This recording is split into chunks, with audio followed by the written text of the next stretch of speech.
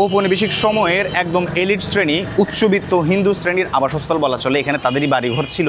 উপরের যে ঘরগুলো রয়েছে, উপরের ঘরগুলো একদম ঝোপঝাড়ে ভরে গিয়েছে, ভূতের অবস্থা। যারা কাঠের কাজ করছেন তারা আমাকে নিষেধ করছিলেন বারবার উপরে না আসতে, অনেক ভঙ্গুর, যেহেতু রিস্কি। এখানে থাকা হিন্দু সম্প্রদায়ের লোকেরা ভারতে গেছেন মুসলিমদের বাড়িতে, আর মুসলিম বাড়ির লোকেরা বাংলাদেশে এসেছেন হিন্দু বাড়িতে। প্রায় 8 মাস হতে চললো আমি প্রত্নকাহন নিয়ে কাজ করছি এবং প্রত্নতাত্ত্বিক স্থাপনাগুলো নিয়ে বিভিন্ন জায়গায় গিয়ে তথ্যচিত্র নির্মাণ করছি। তো আমি এখন যেখানে দাঁড়িয়ে আছি এটা হচ্ছে ফরাশগঞ্জের বিকে দাস লেন। আমার পেছনে রয়েছে একটি চমৎকার ঐতিহাসিক চিত্তাকর্ষক ভবন, তার পাশে রয়েছে একটি মসজিদ, মসজিদের পাশে রয়েছে আরেকটি চমৎকার ঐতিহাসিক ভবন। এই দুটি ভবনই প্রতিদিনই আমার চোখের সামনে পড়ে, অর্থাৎ এই যে রাস্তায় আমি দাঁড়িয়ে আছি এই রাস্তা দিয়ে প্রতিদিন আমি আমার অফিসে যাতায়াত করে থাকি। তো এই যে বাড়ি দুটি রয়েছে, বাড়িগুলোর আমি নাম জানতাম না, আর নাম না জানার কারণে কোনো কিছু সার্চও করতে পারছিলাম না এবং ইতিহাসটা জানতে পারছিলাম না, সেই কারণে আমার ভিডিও করা হচ্ছিল না। আমাকে খুব পীড়া দিচ্ছিল। আমি ঢাকা সহ ঢাকার বাইরে বিভিন্ন জেলায় গিয়ে ঐতিহাসিক যে ভবনগুলো রয়েছে সেগুলো নিয়ে কাজ করে থাকি, কিন্তু আমার সামনে যে দুটি ভবন, চমৎকার চিত্তাকর্ষক দুটি ভবন দাঁড়িয়ে আছে, সেই ভবনগুলো নিয়ে আমার কাজ করা হচ্ছিল না। আমি আশায় ছেড়ে দিয়েছিলাম, ভেবেছিলাম হয়তো আর কখনো ভিডিও করাই হবে না, এগুলো নিয়ে কাজ করাই হবে না। আমি খানিকটা হতাশই হয়ে গিয়েছিলাম বলা চলে। তবে ভাগ্যগুণে গতকাল রাতে আমি এই বাড়িগুলো শুধু নাম না, ইতিহাস আদ্যোপান্ত যা কিছুই বলেন সব কিছু আমি জেনে ফেলেছি। সেটা কীভাবে জেনেছি একটু পরেই বলছি। আমার আর তর্স হয়েছিল না আসলে, আমি আজকে চলে আসলাম ভিডিও করতে। আমরা এখানে প্রবেশ করব, সব কিছু ঘুরে দেখবো, ইতিহাসগুলো আপনাদেরকে জানাবো। তবে আরেকটা বিষয়, সেটা হচ্ছে আমরা যে শুধু ইতিহাসটাই জানবো সেটা না, এর পাশাপাশি আমাদেরকে সম্মুখীন হতে হবে কিছু বেদনা বিধুর অধ্যায়ের সাথে, কিছু বেদনা বিধুর অধ্যায়কে মোকাবেলা করতে হবে আমাদেরকে। সুতরাং নড়ে চড়ে বসুন, চলুন ধীরে ধীরে বাড়ির ভেতরে প্রবেশ করা যাক। আমি এখন যেই বিকে দাস লেনে দাঁড়িয়ে আছি এটা ঔপনিবেশিক সময়ের একদম এলিট শ্রেণী, উচ্চবিত্ত হিন্দু শ্রেণীর আবাসস্থল বলা চলে। এখানে তাদেরই বাড়িঘর ছিল এবং এই লাইনে এই যে শুধু দুটি বাড়ির কথা বললাম, সে দুটি বাড়ি নয়, আর অনেকগুলো বাড়ি ছিল। বেশ কিছু ধ্বংস করে ফেলা হয়েছে, বেশ কিছু দখল করে ফেলা হয়েছে এবং আরও কিছু নামকাওয়াস্তা ধ্বংসাবস্থা নিয়ে টিকে আছে। তো তার মধ্যে এই দুটি বাড়ি অন্যতম। অবশ্য একটি বাড়ির মালিক যিনি বর্তমান, তিনি সংস্কার করেছেন খুব চমৎকারভাবে, আর একটি খুব ভঙ্গুর অবস্থায় রয়েছেন। তো প্রথম আমরা ভঙ্গুর অবস্থায় যে বাড়িটি রয়েছে আমরা সেখানে প্রবেশ করব। জরাজীর্ণ অবস্থায় থাকা যে বাড়িটির কথা বলছিলাম সেটির একদম প্রবেশ তোরণের সামনে আমি রয়েছি। এটা হচ্ছে রাস্তা, আর এর সামনে রয়েছে এই চমৎকার সিংহদ্বারটি, যেখান দিয়ে আমাদেরকে প্রবেশ করতে হবে। বাড়িটির গেটের জাঁকজমক এবং নান্দনিকতা দেখে বুঝতে পারছেন বাড়ির মালিকরা কতটা রুচিশীল ছিলেন। এখন ধীরে ধীরে ভেতরে প্রবেশ করার পালা, চলুন প্রবেশ করা যাক। আমরা এখন গেট হয়ে প্রবেশ করছি, আর এখানে ফার্নিচারের বেশ কিছু দোকান রয়েছে। ফার্নিচারের কাজ চলছে পুরো দস্তুর, চতুর্পাশটায় ফার্নিচার ছড়িয়ে ছিটিয়ে রয়েছে এবং ওনারা কাজকর্মে ব্যস্ত। তো আমরা আস্তে আস্তে বাড়ির যে উঠোন বা চত্বর সেখানে চলে এসেছি। সাধারণত প্রত্যেক জমিদার বাড়িতে যে চত্বরগুলো থাকতো সেই চত্বরে আমরা এখন অবস্থান করছি। তবে এই চত্বরটা বেশ খানিকটা সংকীর্ণ হয়ে গেছে। আগে যেমন প্রশস্ত থাকতো, বেশ কিছু জমিদার বাড়িতে গিয়ে যেমন প্রশস্ত চত্বর পাওয়া যায়, সেই চত্বরের মতো এই চত্বর না। এখানে এর মাঝে বেশ কিছু ছোট ছোট ভবন নির্মাণ করা হয়েছে, হয়তো ফার্নিচারের যে দোকানগুলো রয়েছে সেগুলো সুবিধার্থে। আর এ হচ্ছে সর্বোপরি বাড়ির অবস্থা। ঠিক অন্যান্য জমিদার বাড়িগুলোর মতোই এখানে এসেও আমাকে হতাশ হতে হয়েছে। প্রবেশ করার কোনো অপশন নেই, প্রবেশ করতে পারবো না। সব কিছু খুবই জরাজীর্ণ অবস্থায় রয়েছে, ভূতের অবস্থা, একদম ময়লা আবর্জনা। উপরের যে ঘরগুলো রয়েছে, উপরের ঘরগুলো একদম ঝোপঝাড়ে ভরে গিয়েছে, ভূতের অবস্থা। সেখানে যাওয়ার মতো কোনো কন্ডিশন নেই। আর আমি এখন নিচে যেখানে দাঁড়িয়ে আছি এদিক দিয়েও প্রবেশ করার দরজা রয়েছে, তবে দরজাগুলো লক করা, তালা মারা রয়েছে। আর এই সাইডে দেখতে পাচ্ছেন বেশ কিছু পিলার দেখা যাচ্ছে। এই ভবনের যে পিলারগুলো খুবই মজবুত এবং খুবই মোটা মোটা। রোমান এম্পায়ার বা ইতালির বেশ কিছু প্রত্নতাত্ত্বিক স্থাপনার ক্ষেত্রে এরকম উঁচু উঁচু মোটা মোটা খুব মজবুত শক্তিশালী কিছু পিলার দেখা যায়। কেমন যেন এই পিলারগুলো দেখে আমার সে পিলারগুলোর কথাই মনে পড়ে। এগুলো আমার কেমন যেন সেই স্তম্ভগুলোর মতোই মনে হচ্ছে। এগুলোকে এতটা চমৎকারভাবে, এতটা রুচি মেখে এই বাড়িগুলোকে নির্মাণ করা হয়েছে।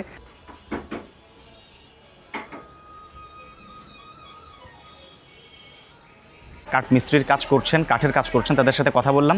তারা বললেন যে অন্য সাইড দিয়ে হয়ে প্রবেশ করা যাবে এবং ভেতরে সব কিছু খুঁটিনাটি ঘুরে দেখা যাবে, ভিডিও করা যাবে।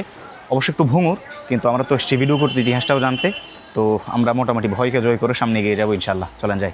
আচ্ছা, আমি এখন যে সিঁড়ি দিয়ে উঠছি এটা খুবই ভঙ্গুর, এখানে কাঠের আসবাবপত্র ছড়িয়ে ছিটিয়ে রয়েছে। তো যারা কাঠের কাজ করছেন তারা আমাকে নিষেধ করছিলেন বারবার উপরে না আসতে, অনেক ভঙ্গুর যেহেতু রিস্কি। তো আমি যেহেতু এর থেকেও ভয়াবহ বাড়িগুলোর ভিডিও করেছি ইতোমধ্যে 2500 উপজেলায় গিয়ে, সেক্ষেত্রে এটা আমার কাছে তেমন কিছুই মনে হচ্ছে না। বা আমি এখন দোতলার ঘরে রয়েছি, দোতলার ঘর থেকে আসলে বাড়িটা এখন মোটামুটি স্পষ্টভাবে আমি আপনাদেরকে দেখাতে পারবো। তো এই বাড়িটার মূলত দুটি অংশ, একটি রয়েছে ওই পারে যেটা একদম ঝোপঝাড়ে ভরে গিয়েছে, জঞ্জালপূর্ণ অবস্থায় রয়েছে, আর আরেকটা আমি এখন যেখানে দাঁড়িয়ে রয়েছি এই অংশ।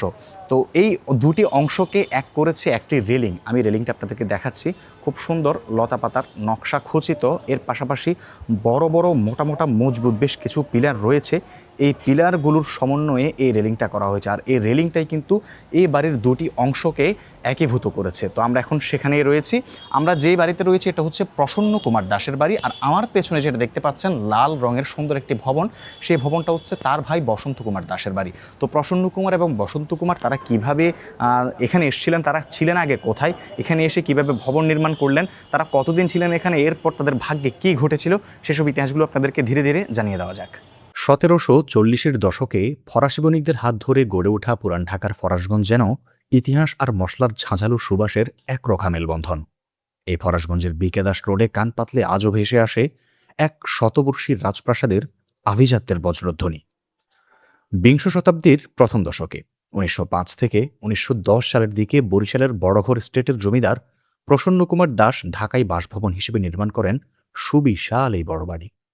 প্রসন্ন কুমার দাস ও তার ভাই ব্যবসায়ী বসন্ত কুমার দাস, দুই ভাইয়ের প্রতাপ আর আভিজাত্যের প্রতীক ছিল এই ভবন। ফরাসি রোকোকো ও নব্য ধ্রুপদী স্থাপত্যরীতির চমৎকার সংমিশ্রণে তৈরি ভবনটিতে ছিল একাধিক উঠোন ও করিডোর। কিন্তু 1947 সালের দেশভাগ এই প্রাসাদের ভাগ্য নিমিষেই বদলে দেয়।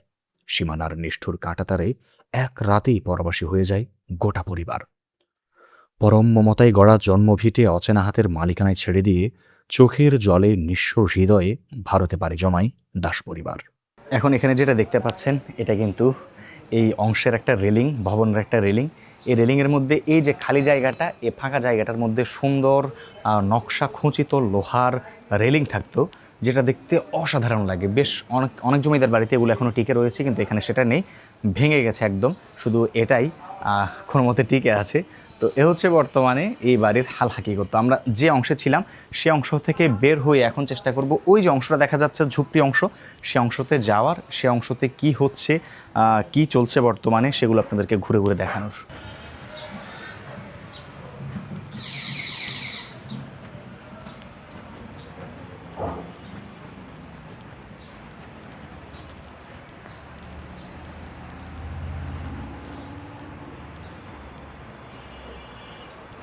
এই বাড়িগুলোতে আসলে কোনো না কোনোভাবে হতাশ হতেই হয়। তো আমরা একটি অংশ দেখেছিলাম, আর একটি অংশে আপনাদেরকে বলেছিলাম যে যাব, আপনাদেরকে ঘুরে দেখাবো, কিন্তু যাওয়ার আর সুযোগ হলো না। এই বাড়িতে যারা থাকছেন বর্তমানে তারা ভাড়াটিয়া বা দখলদারও হতে পারে, সঠিক জানি না। দখলদার হওয়ার কোনো চান্স নেই, কারণ এই বাড়ি কিনেছিলেন একজন, হিন্দুদের থেকে একজন কিনেছিলেন। তো আমরা সেখানে প্রবেশ করতে পারিনি, একদম গেটের বাইরে তালা দেওয়া রয়েছে, সেই কারণে ব্যর্থ মনোরথে ফিরে আসতে বাধ্য হলাম।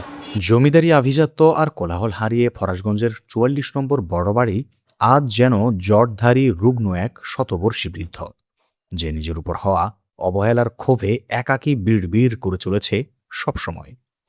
এর বর্তমান অবস্থা করুণ ও জরাজীর্ণ। ভবনটির নিচতলা ও দোতলা এখন ভাড়া দেওয়া হয়েছে একটি বই বাঁধাই কারখানাকে। সকাল থেকে রাত ভারী মেশিনের বিকট শব্দে কেঁপে ওঠে এর 100 বছরের জরাজীর্ণ ভিত্তি।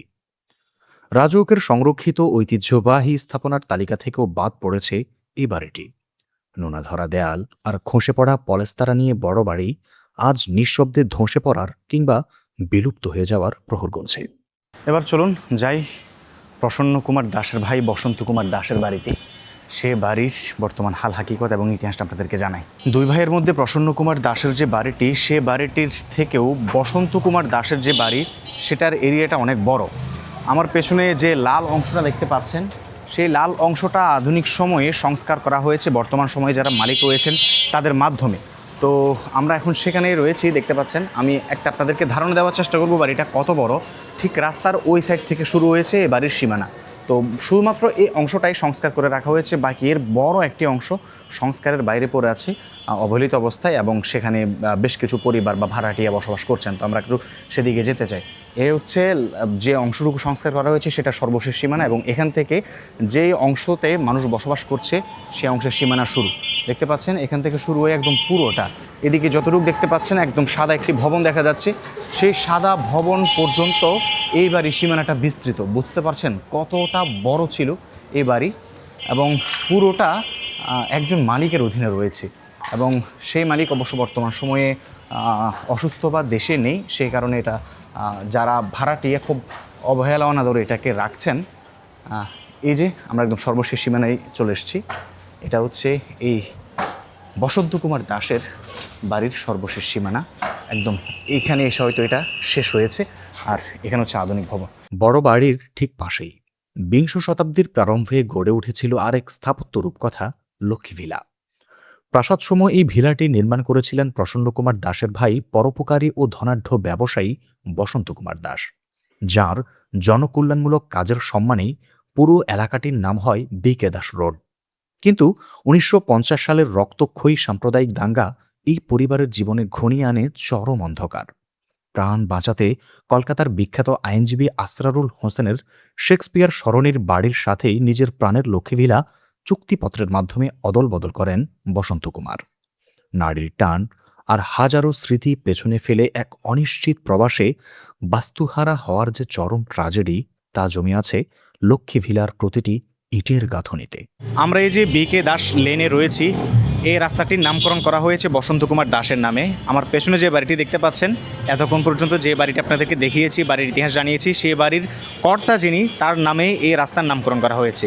এই লক্ষ্মী ভিলার মালিক বসন্ত কুমার দাস। তার নাম বসন্ত হলেও তার জীবনে বসন্ত বেশি দিন চিরস্থায়ী হয়নি। ১৯৪৭-এ যখন দেশভাগ হয় তখন তাদের দুই ভাইয়েরই এখান থেকে পাড়ি জমাতে হয় ভারতে। তবে সে সময় একটা প্রথা চালু হয়েছিল যে ভারতে থাকা মুসলিমরা সেখানে তাদের যে বাড়িঘর রয়েছে এখানে থাকা হিন্দুদের সাথে অদল বদল করেছেন। এখানে থাকা হিন্দু সম্প্রদায়ের লোকেরা ভারতে গেছেন মুসলিমদের বাড়িতে, আর মুসলিম বাড়ির লোকেরা বাংলাদেশে এসেছেন হিন্দু বাড়িতে। এভাবে করে নিজেদের ভূ সম্পত্তি, স্থাবর সকল সম্পত্তি তারা এক অপরের মধ্যে এক্সচেঞ্জ করে নিয়েছিলেন, এবং এভাবেই তারা দেশ বদল করেছেন। তো বসন্ত কুমার দাস এবং তার ভাই প্রসন্ন কুমার দাস পাশাপাশি দুটি বাড়ি নির্মাণ করেছেন, খুব সুখে শান্তিতে বসবাস করছিলেন। কিন্তু ৪৭ নামের ঝড়ঝাপটা, তাণ্ডব সব কিছুই এক নিমেষে উড়িয়ে নিয়ে গেছে। তারা তল্পা গুছিয়ে নিজেদের ভিটে মাটি অস্তিত্ব সব কিছু ছেড়ে তারা পাড়ি জমিয়েছেন পরদেশে, যেটার নাম হিন্দুস্তান। হিন্দুরা চলে গিয়েছেন হিন্দুস্তানের উদ্দেশ্যে, মুসলিমরা এসেছেন পাকিস্তানের উদ্দেশ্যে, মুসলিম দেশের উদ্দেশ্যে। তো এ হচ্ছে সর্বোপরি এই দেশের অবস্থা। তবে এখানে আমি আপনাকে শুরুতেই বলেছিলাম আপনাদেরকে যে খুব বেদনা বিধুর একটি বিষয় রয়েছে। বেদনা বিধুর বিষয়টি হলো, ওখান থেকে যে পরিবার আসরারুল হোসেন, একটি উকিল পরিবার, খুব সম্ভ্রান্ত মুসলিম পরিবার ছিলেন কলকাতায়, তারা এখানে এসেছেন বসন্ত কুমার দাসের এই বাড়িতে। কিন্তু বসন্ত কুমার দাসের পরিবারের যে লোকজন তারা সেখানে গিয়ে থিতু হতে পারেননি। কেন পারেননি? সে সময় উভয় বাংলাতে, পূর্ব এবং পশ্চিম বাংলা বা পাকিস্তান ভারতের মধ্যে একটা প্রথা জারি হয়েছিল রাষ্ট্রীয়ভাবে, যে যারা তাদের ঘর বাড়ি ছেড়ে পালাচ্ছে, ভারতে হলে মুসলিম আর বাংলাদেশে বা পাকিস্তানে হলে সেটা হিন্দু, তাদের প্রত্যেকের ঘরবাড়িকে শত্রু সম্পত্তি হিসেবে অধিগ্রহণ করা হবে রাষ্ট্রীয়ভাবে। আর তারই শিকার হয় আসরারুল হোসেনের পরিবারের যে বাড়িটি কলকাতায় ছিল, অর্থাৎ বর্তমানে যেটা বসন্ত কুমার দাসের বাড়ি হওয়ার কথা, সে বাড়িটি ভারতের মধ্যে শত্রু সম্পত্তি হিসেবে অধিগ্রহণ হয়ে যায়। যার ফলে বসন্ত কুমার দাস তার বাড়ি, এই বাড়িটা আসরারুল হোসেনকে বুঝিয়ে দিয়ে যাওয়ার পরেও লিগ্যাল তার যে বাড়ি, তার যে সম্পত্তি কলকাতায়, এখন আসরারুল হোসেনের বাড়িটি, সে বাড়ি তিনি অধিগ্রহণ করতে পারেননি, সে বাড়িতে তিনি থিতু হতে পারেননি, কারণ সে বাড়িকে রাষ্ট্রীয় পক্ষ শত্রু সম্পত্তি হিসেবে অধিগ্রহণ করে ফেলেছে ইতিমধ্যে। এটা খুবই দুঃখের একটি বিষয়, বেদনাবিধুর একটি বিষয়।